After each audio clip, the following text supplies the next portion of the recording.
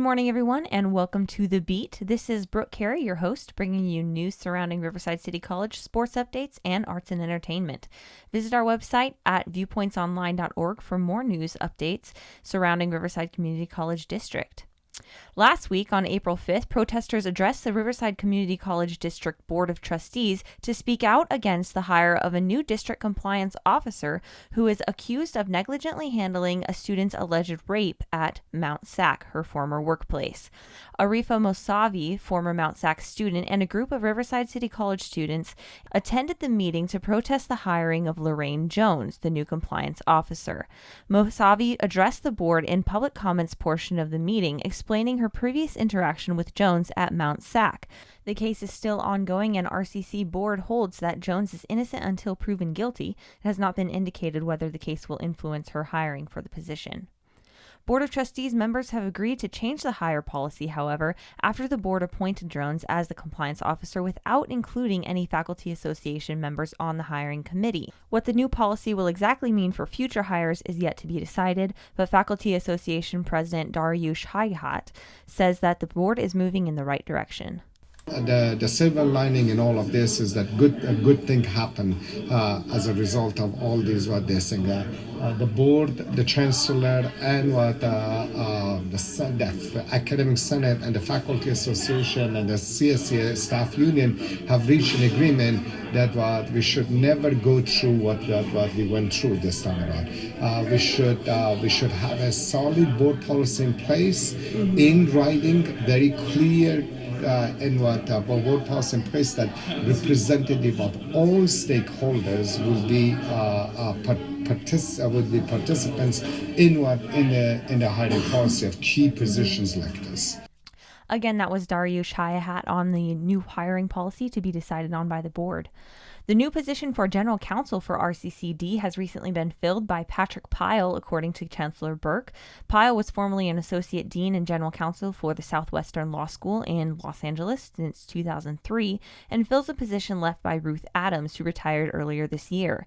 His duties include the responsibilities of all RCCD contracts. Pyle will also make sure that the new policies or changes to existing policies are reviewed and submitted to the Board of Trustees for consideration, according to Burke.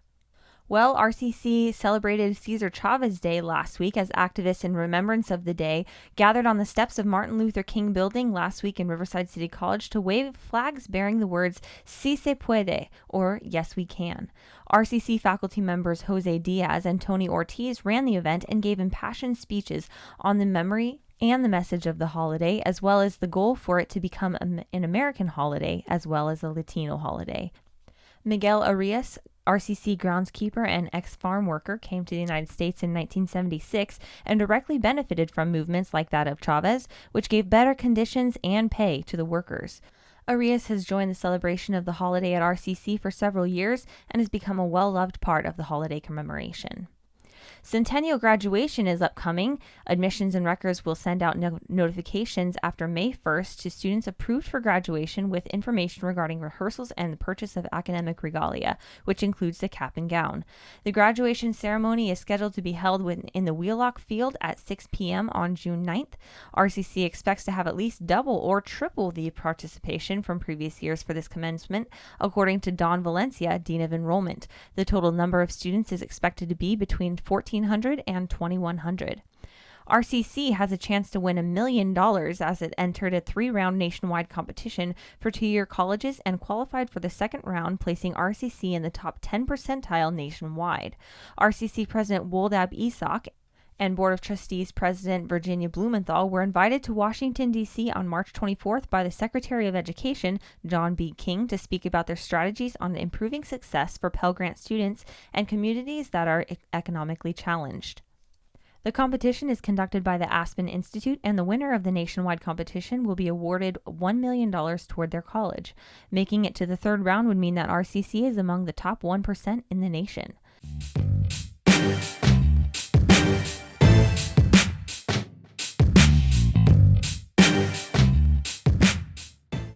In sports at RCC, women's track and field competed in the multi-event championships at Cerritos College April 5th and 6th, where for the first time in women's track and field history at RCC, 3 athletes qualified for the California Community College Athletic Association Women's Track and Field Championships on May 20th and 21st at San Diego Mesa College, winning 13 points for RCC in the Southern California Championship meet on May 14th at Antelope Valley College. In men's track and field, 2 decathletes from RCC men's track and field team also had great performances at the Southern California Multi-Event Championships at Cerritos College on April 5th and 6th. Freshman Chad Ponciano won the SoCal Championships with a new personal record of 6,111 points, and RCC sophomore Cole Hicks finished 4th at the 2016 SoCals with a total of 5,683 points. Their placement secured 15 points for RCC in the Southern California Championship meet on May 14th at Antelope Valley College.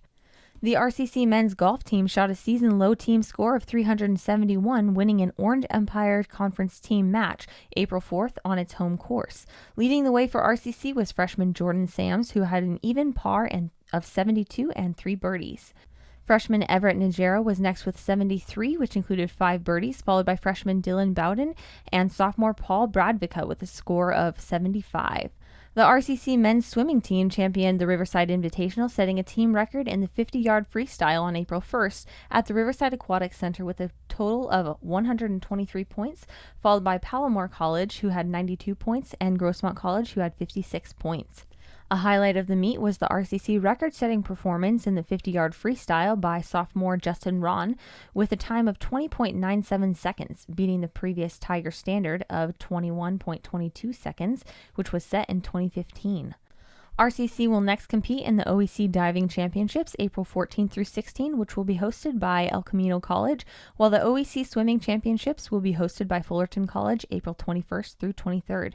That's all for sports. Thanks so much for listening. Next on to A&E.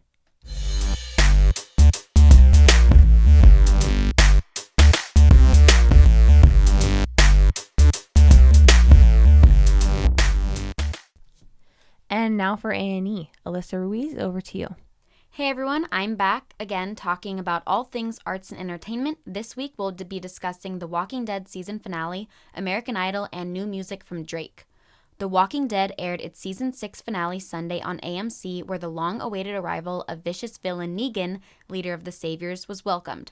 For only appearing in the tail end of the episode, Negan, played by Jeffrey Dean Morgan, gave fans a reason to already envy his character. This episode was arguably the most intense episode in The Walking Dead history because viewers were left with the biggest cliffhanger ending. So, who was it? Who was beaten by Negan with the help of his barbed wire-covered bat Lucille? And most importantly, were they beaten to death? Once the episode was over, viewers took to Twitter to release their frustrations, making hashtag TWDfinale trend #1 worldwide. Many argue that the fallen victim is Glenn, played by Stephen Yeun, because according to the comics the show is based off of, that is his fate. But after already going through one almost death, hasn't he been through enough this season? However, our questions won't be answered until the show's season 7 premieres this fall. After 15 seasons, American Idol will air their final episode tonight on Fox, where the very last American Idol will be crowned. Will it be LaPortia Renee or Trent Harmon? The show will be a star-studded occasion with performances from former Idol winners and contestants. This week in music news, rapper Drake released 2 new songs from his upcoming album, Views from the Six. Pop Style features Jay-Z and Kanye West, and One Dance features Wizkid and Kyla. Fans have been loving these new songs, which just makes them even more excited for his album, which is scheduled to be released later this month. Next podcast, we'll be discussing all things Coachella, from performances to outfits to celebrity sightings. See you next time.